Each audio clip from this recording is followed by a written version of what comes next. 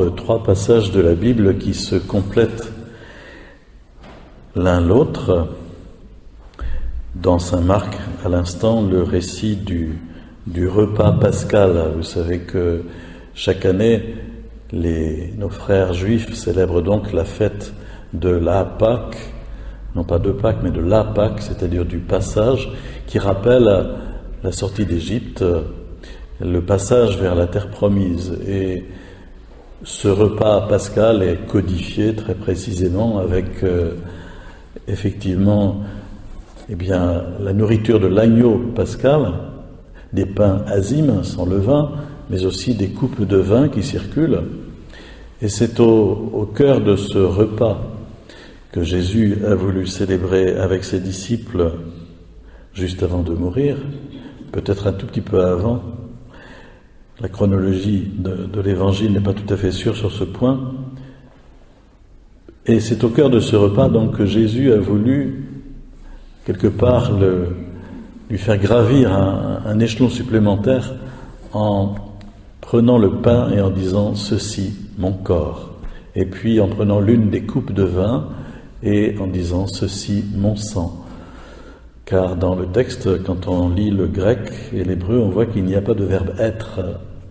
C'est encore plus parlant d'une certaine façon. « Ceci, mon corps ». « Ceci, mon sang ». Il n'y a pas à critiquer ou à passer au crible de notre raison. Il n'y a pas 36 façons de comprendre.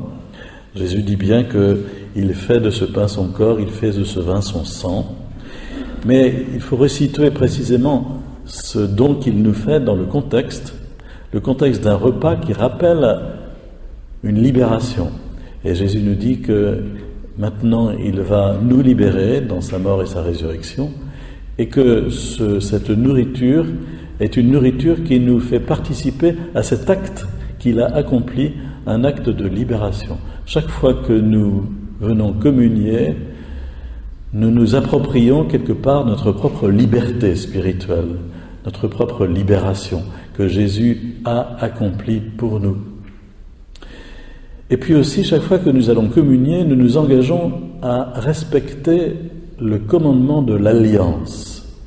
Alors là, il faut aller regarder dans la première lecture qu'on a entendue, où Moïse, à un moment, a voulu que les 10 commandements soient vraiment les paroles d'une alliance entre Dieu et son peuple. Et il a fait un rituel d'alliance dont on a entendu le récit, où il a mis un autel, une stèle, puis 10 autres pierres, et avec des sacrifices d'animaux comme ça se faisait à l'époque, eh bien il a répandu le sang sur l'autel et il a aspergé le peuple avec ce sang en disant « Ceci est le sang de l'alliance ». Et le peuple a répondu « Tout ce que Dieu a dit, nous le ferons ». Vous avez entendu dans la première lecture. Et c'est un rituel d'alliance. Ce qui veut dire que chaque fois que nous venons communier, nous affirmons nous aussi, un peu comme nous le faisons au « Je crois en Dieu » ou encore à l'engagement pris lors d'un baptême par les parents, nous affirmons « Oui, je crois et je veux faire alliance, je veux rentrer dans l'alliance et je veux poursuivre cette alliance et je veux être fidèle à cette alliance ». C'est intéressant de constater que dans l'évangile selon Saint Jean qui écrit son évangile 35 ans après les autres, n'a pas cru bon de redonner ce récit de l'institution de l'Eucharistie parce qu'il était connu. Lui, il a donné le récit du lavement des pieds, qui n'était pas dans les évangiles synoptiques, et puis, juste après, il a donné le commandement nouveau, « Aimez-vous les uns les autres comme je vous ai aimés », pour bien rappeler que, voilà, en communiant et en rentrant aussi dans cette dynamique de service, de diaconie, nous venons aussi nous engager à vivre l'alliance, à respecter l'alliance, nous entrons dans l'alliance.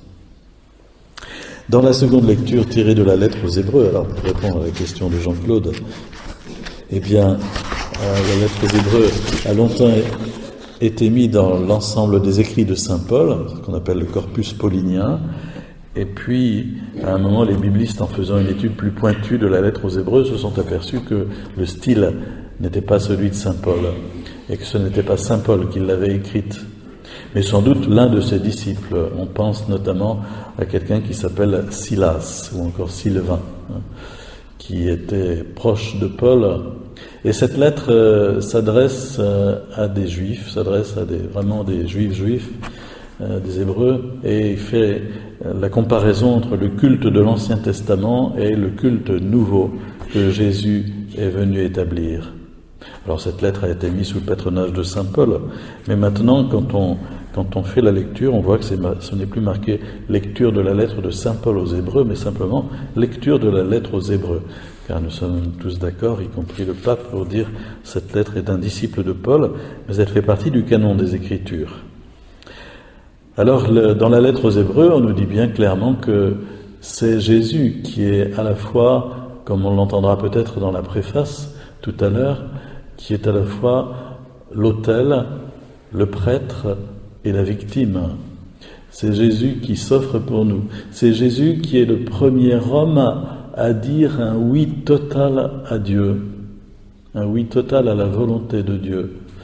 Et s'il s'offre dans la mort à son Père, alors que cette mort est injuste et qu'il est innocent, c'est vraiment par fidélité à son Père et par amour pour nous. Et aussi pour faire contrepoids quelque part à tous les noms prononcés par tous les hommes de tous les temps contre Dieu. C'est ce qu'on appelle la rédemption. Le oui le plus parfait de Jésus, Dieu fait homme, contrebalance à merveille tous les noms de tous les hommes de tous les temps. Et par ce oui, Jésus nous permet alors de nous approcher nous aussi de Dieu, en sachant que c'est dans son oui que nous venons auprès de Dieu, malgré tous nos noms que nous continuons à prononcer, malgré tous nos refus et tous nos péchés et toutes nos tiédeurs. C'est tout cela le sacrement de l'Eucharistie, encore beaucoup d'autres choses, mais vous savez, on a, à une certaine époque dans l'Église, on a été pris d'une frénésie d'explication, et on a cherché à expliquer comment est-ce que ce pain peut se transformer au corps du Christ, et on a essayé avec une philosophie et une théologie de rendre compte de la chose. On a parlé de transsubstantiation, c'est-à-dire que la substance même du pain est transformée pour devenir le corps du Christ, si bien que ce n'est plus du pain, mais c'est le corps du Christ. C'est ce que dit la foi catholique la plus stricte. Mais toutes ces explications théologiques sont bonnes, hein, mais en même temps, quelque part, elles nous éclairent, mais elles ne suppriment pas l'acte de foi que nous avons imposé, et puis cette certitude que nous devons avoir que ce sacrement vient vraiment du cœur de Dieu. C'est un don d'amour. Jésus se donne à nous par amour en nourriture pour nous nourrir de vie éternelle, pour nous nourrir de vie divine. Par amour, tout simplement. Et je crois que si on place les choses sur ce plan-là, on est mieux peut-être en mesure de l'accepter, de le recevoir. Nous sommes malades, l'humanité est malade. Je fréquente beaucoup, de par mon ministère, des malades, mais aussi des personnes perturbées, et je me dis, mais qu'est-ce que l'humanité peut être malade, au fond ? C'est tragique, ça, de voir toutes les blessures que nous pouvons porter, de l'âme, du psychisme et du corps. Et Jésus se penche, un peu comme, vous savez, le bon samaritain qui se penchait sur cet homme qui avait été roué de coups et qui était laissé à moitié mort sur le bord de la route. Jésus se penche sur nous et vient nous nourrir de ce sacrement, nous alimenter de sa vie pour nous faire vivre, malgré toutes nos faiblesses et nos blessures, nous faire vivre de vie éternelle, parce qu'il nous aime, tout simplement parce qu'il nous aime. Et nous avons à recevoir ce sacrement avec beaucoup de gratitude, mais beaucoup de foi, car Jésus demeure voilé sous les apparences du pain et du vin, et c'est notre acte de foi qui nous permet de l'accueillir vraiment. Seigneur, je crois que tu es présent. Quand j'étais tout gamin, au catéchisme, le prêtre qui nous faisait le catéchisme m'avait appris à dire, à chaque fois qu'il y avait l'élévation à la messe, comme on le fait encore, « Seigneur, je crois que c'est toi qui es présent ». Et cette phrase m'est restée, c'était un bon réflexe finalement, une bonne chose, un bon héritage. Et cet acte de foi effectivement nous permet vraiment d'adhérer à la présence de Jésus et d'établir ce pont par lequel nous pouvons vraiment accueillir cette grâce de sa présence.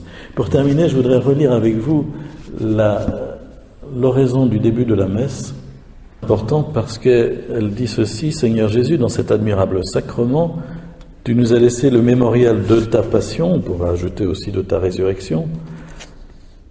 Donne-nous de vénérer d'un si grand amour le mystère de ton corps et de ton sang, que nous puissions recueillir sans cesse le fruit de ta rédemption. Vénérer avec amour le corps et le sang de Jésus, c'est venir communier, mais en même temps aussi, c'est adorer. Je pense que le temps passé gratuitement à adorer Jésus eucharistique, que ce soit au tabernacle, que ce soit quand le Saint-Sacrement est exposé, comme nous allons le faire juste à la fin de la messe. À la fin de la messe, il y aura un tout petit temps pour ceux qui souhaitent parmi vous retirer, que vous puissiez sortir. Et puis nous exposerons le Saint-Sacrement pour un quart d'heure d'adoration afin de vénérer vraiment aujourd'hui particulièrement le corps de Jésus. Eh bien, quand nous adorons ainsi, nous continuons à recevoir le fruit de la rédemption de Jésus. Il y a quelque chose qui se passe, qui est de l'ordre du mystère, mais venir supplier et adorer Jésus présent dans l'Eucharistie, c'est en même temps recueillir des fruits d'amour pour nous-mêmes et pour tous ceux qui nous entourent. C'est une prière puissante, c'est une communion profonde avec Jésus vivant.